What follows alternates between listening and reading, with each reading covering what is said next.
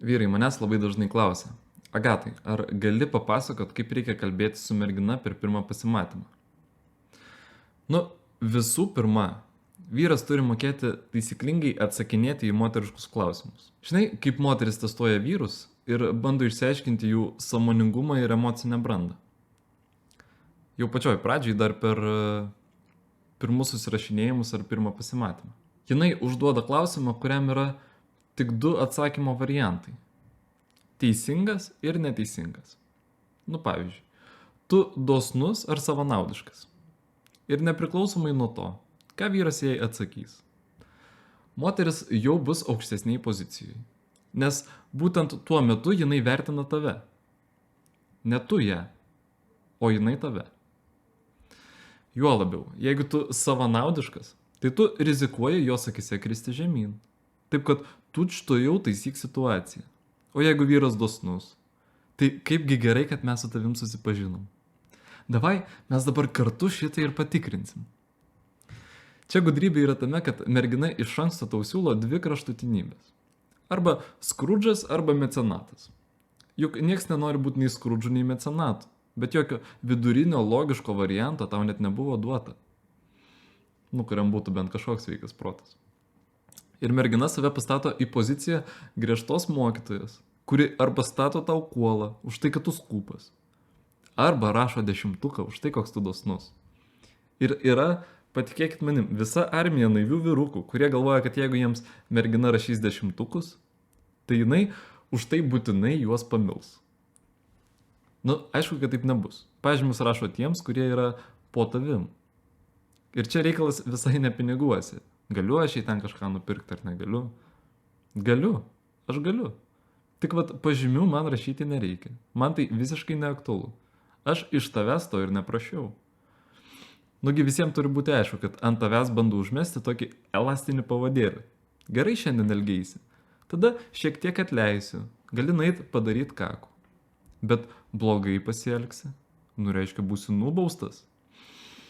Esmė, kad tokio pobūdžio bandymus reikia stabdyti iš karto. Kaip būtų taisyklingai atsakyti į panašų klausimą?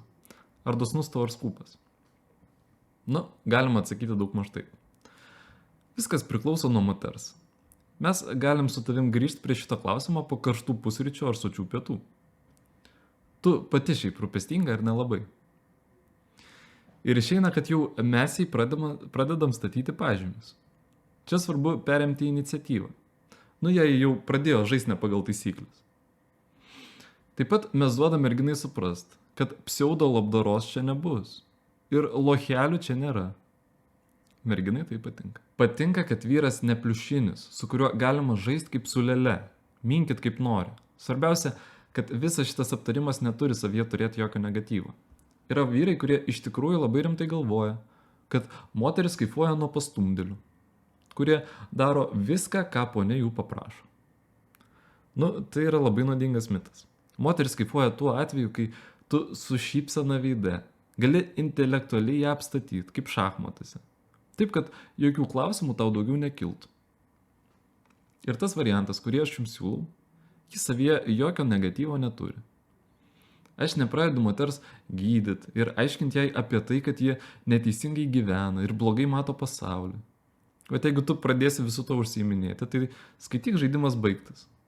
Tu jau pralaimėjai. Lygiai pagal tą patį šabloną moteris gali tavęs paklausti. O pavydus tu ar ne? Nu ir vėl dvi kraštutinybės. Arba pavydus, o reiškia užsikompleksavęs nepasitikinti savimi žmogus. Arba nepavydus. Kas reiškia, jinai gali daryti, ką tik tai nori. Su draugais tūsintis, su buvusiais bendrauti. Nu, kaip gerai, ką? Moteris vėl neduoda tau pasirinkti racionalaus atsakymo. Kaip vėlgi būtų galima jai atsakyti į panašų klausimą? Pavydas. Nematau tave iš vis jokio tikslo. Kam kentėti diskomfortą? Mano moteris taip nesielgtų. O jeigu netyčia tai ir nutiktų, tai mano pagarbos jinai daugiau neturėtų. Bet jokios tragedijos tame aš nematau. Viskas, to ir gana. O toliau mergina, kuris sėdi su tavim pasimatyme, supranta, kad toks elgesys su tavim yra rizikingas. Juk tu esi pasiruošęs veikti tokiai situacijai atsitikus. Bet jo, kai kurios merginos gali toliau tave provokuoti, sakydamas, kad o pas mane yra daug draugų vyrų, nu ir ką? Aš atsakyčiau, nu ir nieko. Aš juos užjaučiu. Tu mergina simpatiška. O jie nieko su to padaryti negali. Gerai, gal nekalbėkim liūdnom temom. Pas mus su tavim juk visai kita istorija. Todėl mano patarimas tau. Venk kraštutinybių. Nereikia pavirsti kempinę, juk jei tu tiesiog patylėsi ar linktelsi galva, moteris visada tavo šitą reakciją galės apeliuoti ateityje. Jeigu pas jūs, visgi kažkokie santykiai susikurs, ji visada galės tau priminti. Tugi sakei, kad tu nepavydus. Tugi nesipriešinai mano draugams ir laisvalaikiui. Kada mes su tavim pažindinomės. Bet čia visgi nereikia pradėti ginčytis ir kažką jai įrodinėti. Tai garantuotas būdas užmušti bet kokį jos interesą tau ir pavirsti tiesiog smegenų krušėjų. Todėl naivus vyras galvoja, apie kokias temas galima pasikalbėti per pasimatymą. O protingas vyras supranta, kad svarbu ne tai, apie ką jūs kalbėsit, o tai, kaip tu kalbėsi. Jis supranta, kad moteris bandys jį pačiupinėti, galimai ir paprovokuoti. Mano gyvenime karts nuo karto tai pasikartodavo. Atsimenu, viena dama pradėjo įtarinėti, kad jos atviros nuotraukos socialiniuose tinkluose, kad aš jų kažkaip nelabai palaikau, žinot. Ir ji man sako, o ką su tuo daryti? O kodėl tu esi prieš? O man patinka tai daryti? Jinai mane bandė įtraukti į kažkokį akivaizdų ginčą. Ką aš jai atsakiau? Klausyk, manęs tai dabar nelabai jaudina. Mes juk esam pačiam starte mūsų malonaus bendravimo. Bet kažkada, aišku, tau reikės susidėlioti prioritetus. Šiaip nuojauta man sako, kad viskas bus labai gerai. Ir mūsų komunikacija bus maloni mums abiem. Galimai tai netgi bus ilgo pobūdžio istorija. Todėl pas mane nėra jokių abejonių, kad tu priimsi teisingą sprendimą.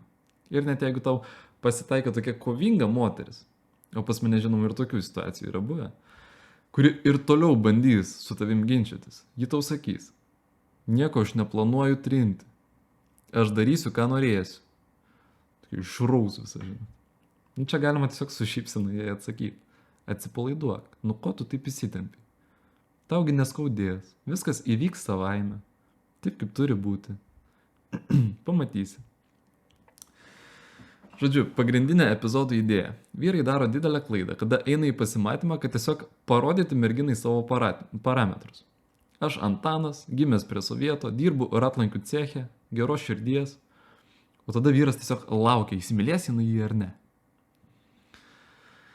Toks požiūris sužadino tarp vyrų labai daug mitų, kad moterims reikia tik turtingų. Turtingi sako, kad joms reikia gražių. Gražūs sako, kad reikia jaunų. Ir šitas ciklas, patikėkit manim, niekur neužsibaigė. Merginai nereikia kažkokio tai konkretaus tavo parametro. Moteris svajoja apie vyrą, kuris sugeba daryti įtaką jos nuotaikai ir jos pasaulėžiūrai. Apie ką eina kalba? Pavyzdys. Pas tave gyvenime atsitinka kažkokia nelaimė, krizė, problema. Tu susitinki su savo geriausiu draugu ir jeigu jo emocinis intelektas už tavo yra žemesnis, tai maksimumas, ką jis tau pasakys. Nepergyvenk. Juk viskas tik į gerą. Viskas bus gerai. Yra buvę ir blogiau. Sutikit, tai neskamba įtikinamai. Ir ką tu pradedi galvoti tuo metu, kai tau kažką panašaus sako? Tau pasidaro dar blogiau. Geriau jau jis manęs visai neramintų ir nebandytų kažkaip pralinksminti. Varysiu namo ir pats vienatvėje kažką vis savo mintis susidėliosiu.